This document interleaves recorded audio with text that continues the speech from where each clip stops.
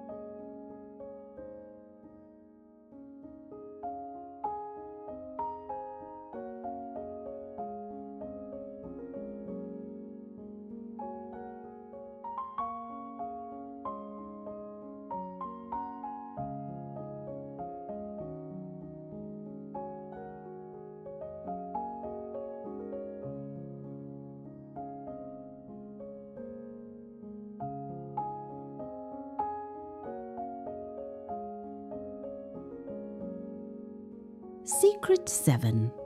Let useful storage look decorative. Vintage cottage style works especially well when beautiful things also have a purpose. In a farmhouse kitchen, a painted wall cupboard can hold everyday dishes. A row of matching glass jars can organize baking ingredients. A sturdy wooden bowl can hold apples. A lidded enamel container can keep small kitchen items together.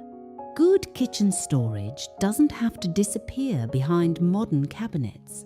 And if you're looking for small kitchen ideas, consider using vertical wall space.